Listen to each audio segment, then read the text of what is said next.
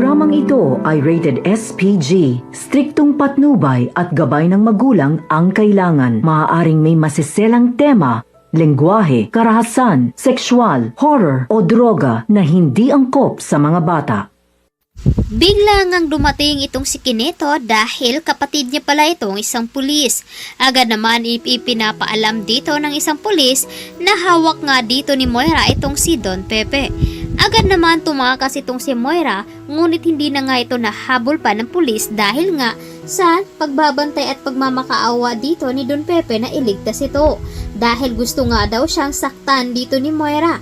Kaya naman mabilis na isinugod nila at dinala sa ospital itong si Lolo Pepe. At sumunod naman doon itong si Annalyn. Kaya naman hinahanap dito ni Annalyn itong si Zoe. Hanggang sa bigla ang sumulpot itong si Joy at hinahanap nga itong si Zoe kung bakit matagal nga daw itong bumalik. At nagtaka naman itong si Annalyn. Sabay pa sila dito na sumagot itong si Joy at si Zoe.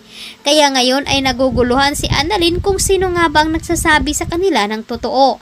Dahil nung tinawagan dito ni Annalyn itong si Zoe ay nagsabi nga ito na nasa Apex nga daw ito at meron siyang pasyente.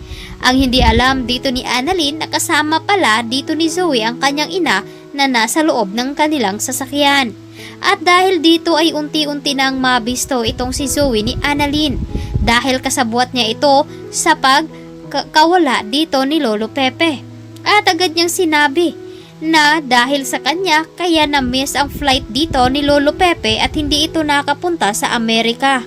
Agad din nalaman dito ni Giselle na nawawala itong si Don Pepe dahil tinawagan agad dito ni Annalyn.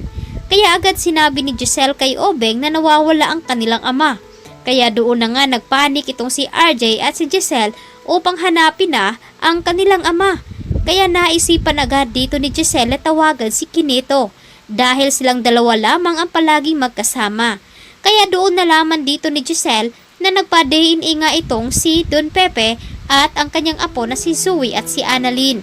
At nakita sa CCTV footage ng Apex na may hawak na papel itong si Zoe at agad na umalis ay sinundan naman niya itong si Lolo Pepe. Kaya nagka-idea itong si Giselle na baka may kinalaman itong si Zoe sa pagkawala ng kanilang ama. Mailigtas nga ba itong si Don Pepe na ngayon ay nakita siya ng pulis na humihingi naman ito ng tulong?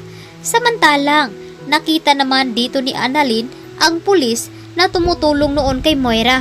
Sa kasamaang palad ay nakilala naman ito ni Regan.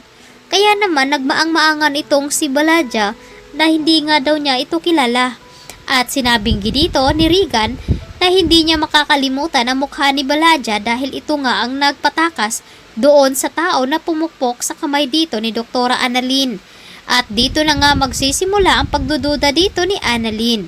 Samantalang sa bahay naman nila ni Carlos ay tinutulungan ni Dr. Enriquez itong si Lynette sa pag-aasikaso at paghahanda ng kanilang hapunan dahil magkakaroon daw sila ng dinner.